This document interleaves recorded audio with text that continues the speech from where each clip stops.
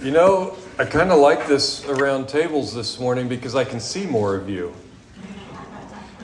I can see more faces because you're more spread out. And I'm sorry, ushers, we just made your job a whole lot more difficult. I feel your pain because when I was at the U.S. Convention, I was asked to help take up an offering, and it was all round tables. It's tough. Thank you all for your flexibility. I do appreciate that. Well, this morning we are kind of starting a series in James. And so you can go ahead and turn there. If you have a hard time finding it, you can go to the back and just start going forward until you find it. If you hit Hebrews, you've gone too far. So, last week was introductory. Kind of gave you some groundwork, and this week we're going to dive right into the book of James, looking at verses 2 through 4.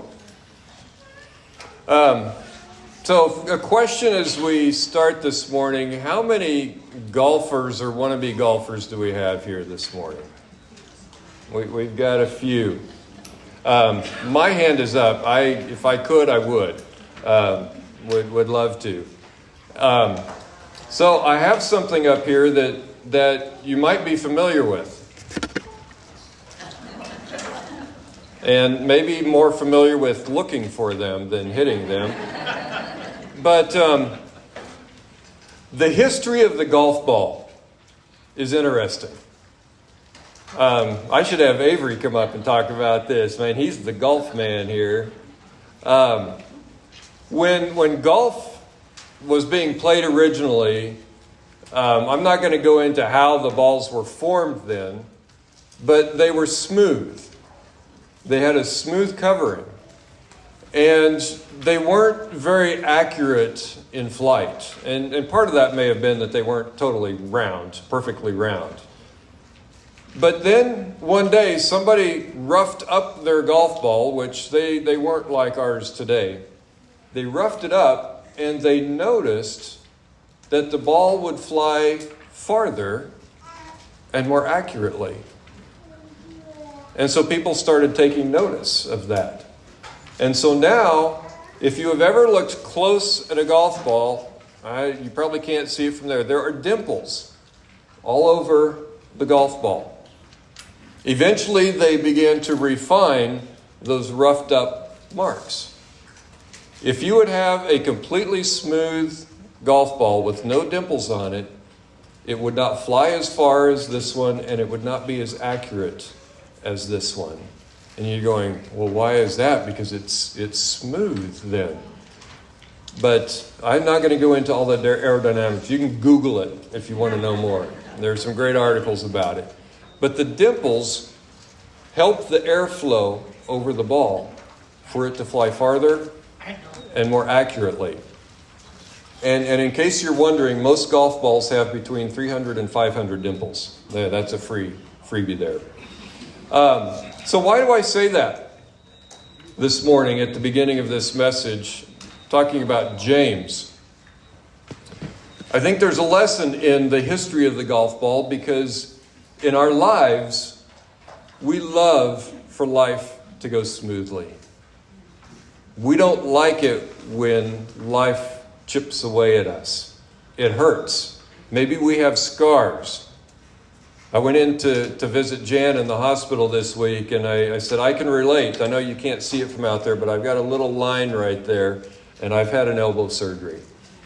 And it's a scar that's with me, and it shows healing that took place in my body. As we go through trials in life, we're going to have scars. And in the golf ball, these dimples represent scars, but yet they make the golf ball fly better. They improve the use of the golf ball. You know, and Sherry and I have moved a number of times, and almost every time you move, you get a nick on some or many pieces of furniture. And we have started calling those not nicks or scars, but we call them memories. Oh, that happened in the move of 88. Well, that happened in the move of 96. So they're memories, not hurts.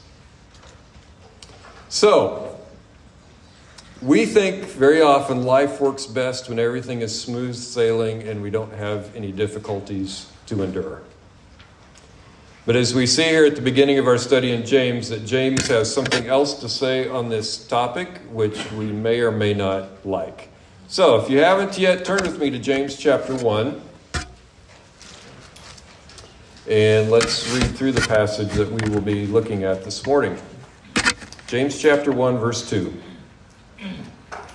Consider it pure joy, my brothers, sisters are also included, whenever you face trials of many kinds, because you know that the testing of your faith develops perseverance. Perseverance must finish its work so that you may be mature and complete, not lacking anything. So as I mentioned last week, we're going to be easing our way through the book of James, taking small segments. Sometimes we'll take a little bit bigger segments. This morning we're looking at 3 verses. So we read that. Consider it pure joy whenever you face trials of many kinds.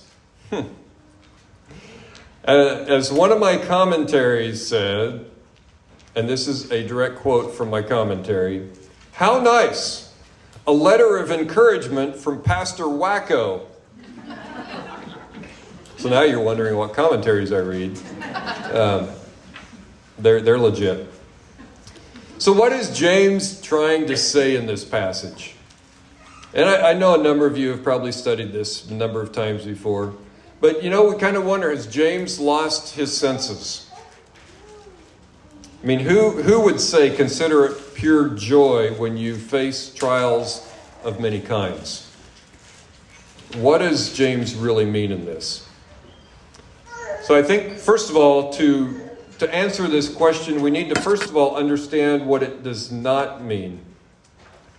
That James is not ordering all-encompassing, joyful emotion during severe trials, or that trials in themselves are joy. He's not saying that.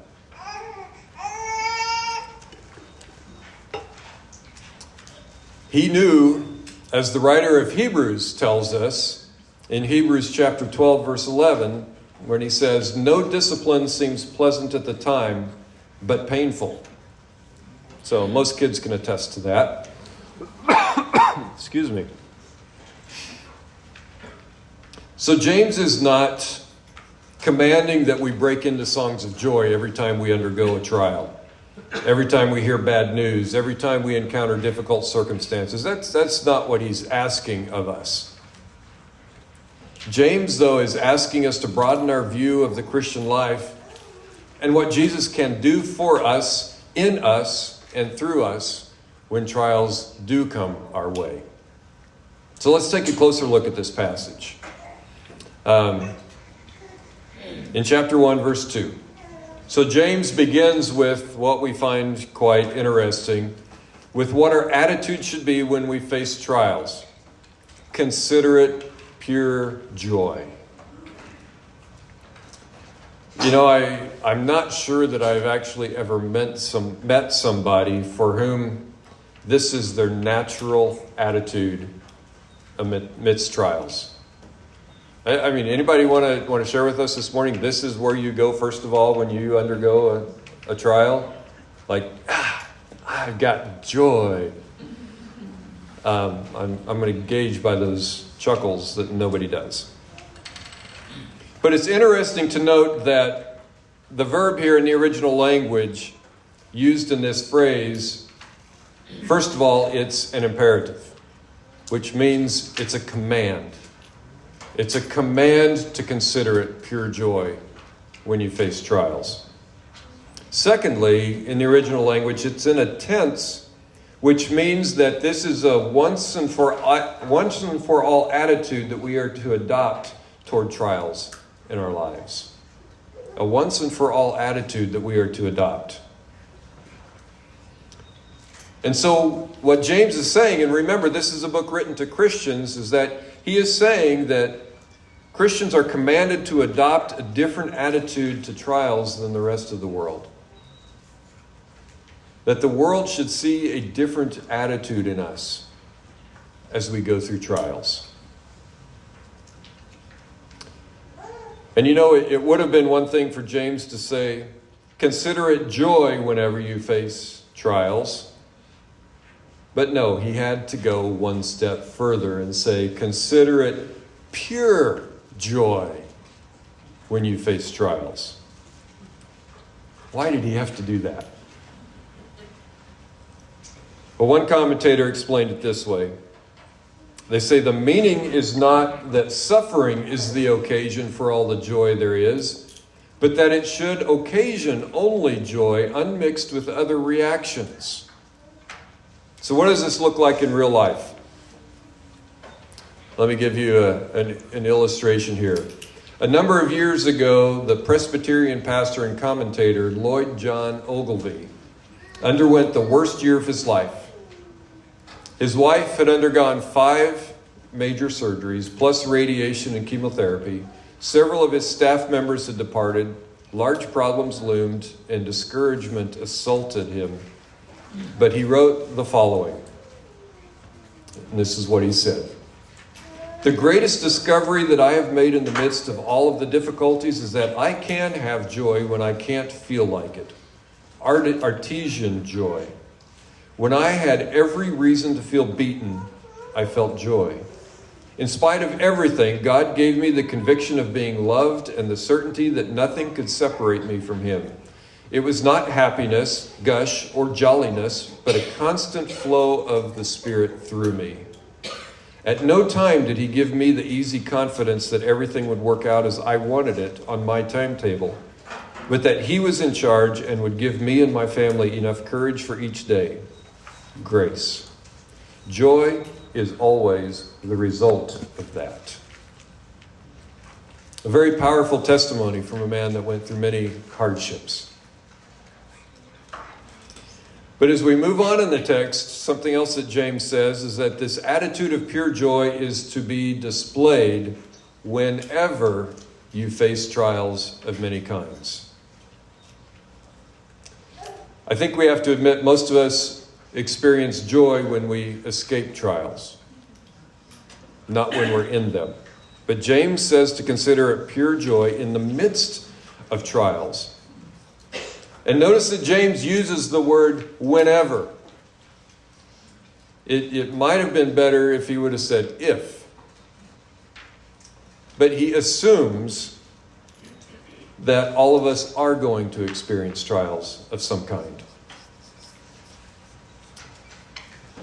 And they will come, and sometimes without warning. Another word in the text for us to point out is the word face. Whenever you face trials of many kinds. And this is an important word for us to consider. Because this gives us the idea that the trials James is talking about are not the trials that we bring on ourselves. These are not trials which we bring on by our foolish behavior or by a sour mood or mistakes that we've made. These are trials that come with a purpose. They are trials meant for training. I'll speak a little bit more about this later. But the reference here is not to minor irritations in our lives, but rather to larger adverse experiences that cannot be avoided. And I have to confess to you that as I've worked on this, as I've studied this, you guys know the trial that I'm going through. I would much rather be standing up here than sitting, but my body likes for me to sit. And so, this is again one of those sermons that I may be speaking that way, but the fingers that are pointing back this way. That I'm in the middle of one of these trials and trying to still understand what God's teaching me. So, as James says, whenever trials strike, we are to consider it pure joy.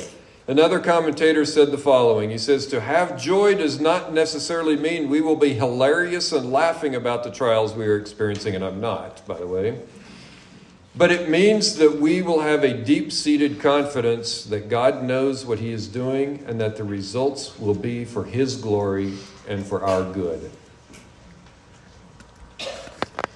So James did not say that we must feel it all joy or that trials are all joy. Rather, James is calling for a positive Christian attitude towards trials that he views as opportunities under God's grace for growth and development in the Christian life.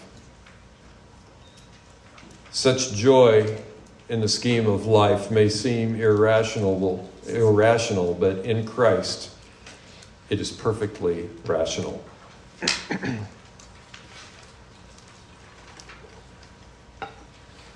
The next verse, verse 3. In this verse, we see the reason for the attitude that we are to have. In verse 3, James right away explains the reason for the surprising command we just looked at. And he says, because you know that the testing of your faith develops perseverance. The first three words here are rather interesting. Because you know. Well, what do I know? This passage here, this indicates that there is already knowledge to the fact that one can experience joy and positive change amidst trials. I think we all have some knowledge of that. We may not always let it play out in our lives, but it's there. But it's a knowledge that's grounded in personal experience, and which has led us to growth over the years. And that's why, again, the song that we sang this morning, the goodness of God, it helps to remind us that God is faithful. He is good to us. And this does apply to these trials that we go through.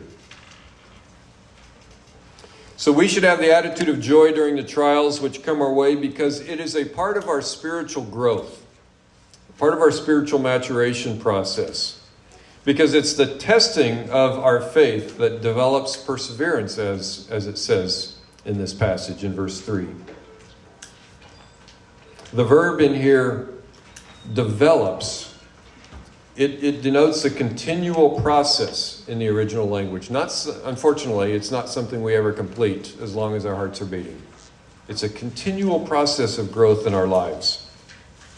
And the development of our faith and the perseverance all put together in the trials is something that we are to consider pure joy.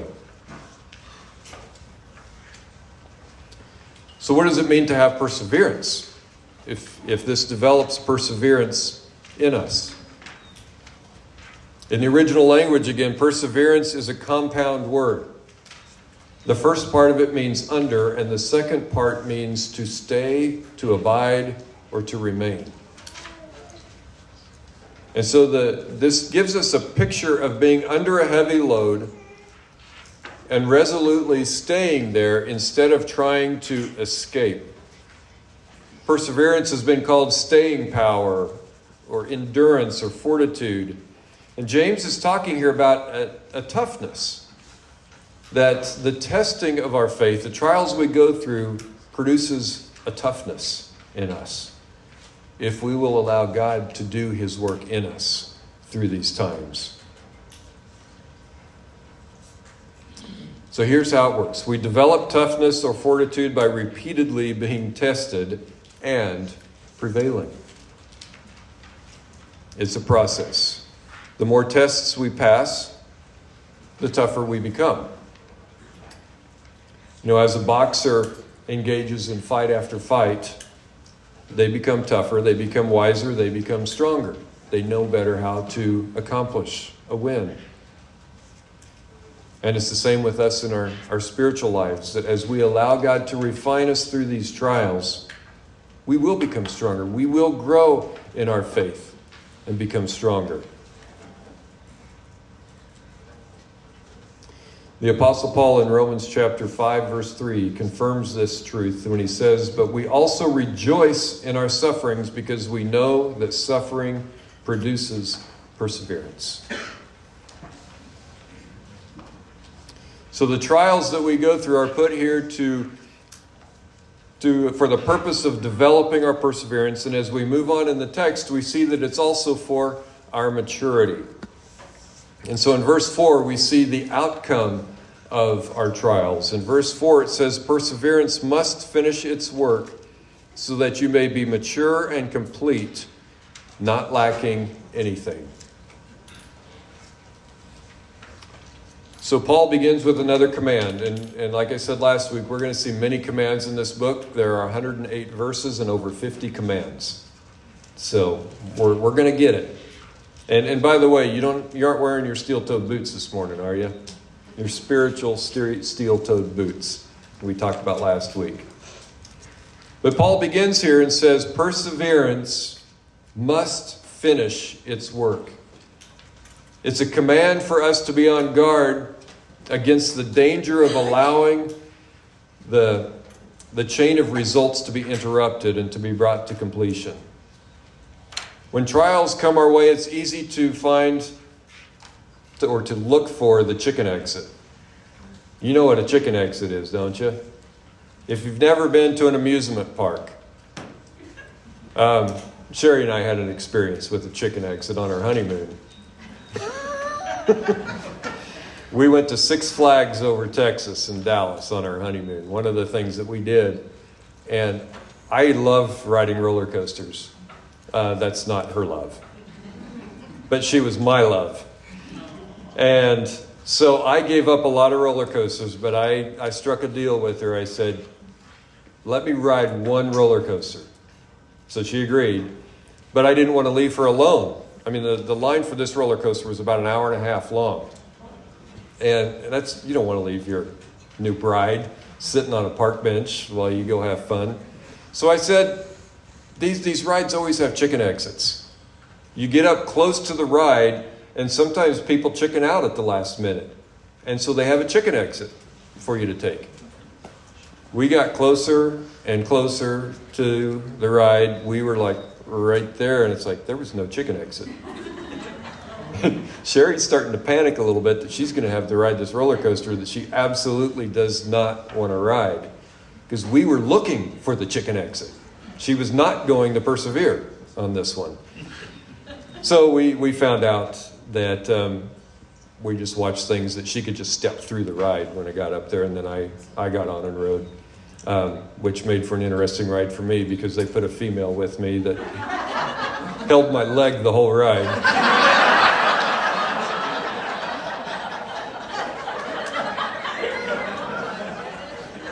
Maybe I should have taken the chicken exit. So when we got to the end of the ride and Sherry was standing there waiting for me, and the gal and I had talked a little bit as we went up the hill, and she found out we were on our honeymoon, she was almost on her knees apologizing. So anyway, that's a whole side note. But to explain the idea of a chicken exit, that when we go through trials in life, that we don't look for the chicken exit. That we endure and allow God to complete His work in us. So what is the intended goal here in this passage? In verse 4, so that you may be mature and complete, not lacking anything. Isn't that a goal for us in life? That we become mature spiritually and complete, not lacking anything. Now, it's fair to say that in this life, as long as our hearts are beating, we're not going to meet those goals 100% until our heart stops beating. But James here states the intended outcome both positively and negatively. First, that we may be mature and complete. And this is talking about reaching our full development, our full potential. That we can compare this to physical growth. I mean, none of us would want to stay an infant physically. We grow. We encourage our bodies to grow to a certain limit. But we expect that maturity in ourselves, and we should expect it spiritually also. We don't want to stay infants spiritually. We want to grow to maturity spiritually. And so the trials that we face are intended to grow us and to mature us into adult Christians. We should always be desiring more spiritually. And trials are one way. We may say unfortunately, but I don't think we should. The one way in which we reach maturity. And then James, he also states the intended outcome negatively, not lacking anything. This is talking about the completeness of the mature believer, that there should be no part of our character that is lacking or fails to completely develop. So we need to remember that the trials in and of themselves are what bring about maturity in us. It's the perseverance in these times that produces maturity. We need to practice spiritual toughness. One thing that I do need to add here is that this attitude that we're talking about here is only possible through a relationship with Jesus Christ and through the power of the Holy Spirit. This attitude is not a natural response to trials in our lives. It is not natural. If it is natural for you, then we maybe need to talk. There's something we need to learn. Very few of us have a natural gift to experience joy in the midst of trials. If you notice in the bulletin, the title of my sermon is Pure Joy in Trials. I originally had this sermon titled The Pure Joy of Trials. And then I began to realize, that's not theologically correct. The joy is not of the trial. It's the joy that we have during the trials, in the trials. Very few trials in and of themselves are a joy. And we need to remember that. This is a point that James doesn't quite let go at verse 4. If you jump down to verse 12 of chapter 1, he actually brings this idea back. In verse 12 of James 1, he says, "Blessed is the man who perseveres under trial, because when he has stood the test, he will receive the crown of life that God has promised to those who love him." And there is a reason for and a goal for our trials. So I invite the praise team to go ahead and come on up here. And just a few questions for us as we wrap up. What are we doing with the trials that come into our lives? Are we persevering? Are we developing spiritual toughness that leads to maturity and completeness? Or are we caving into the pressure and giving up? What is our attitude when we experience trials? Is there joy? Like we said, it's not a happiness or a giddiness. It's an underlying joy. And do we have in mind that our trials are for our spiritual growth? Which means, are we living with the bigger picture in mind? And so James has something to teach us if we'll only move out of the text and put it into practice. As we close this morning, we're going to close with a song called Stronger that reminds us we're not in this journey alone. And it's not on our strength alone that we accomplish this. I invite you to stand as we close.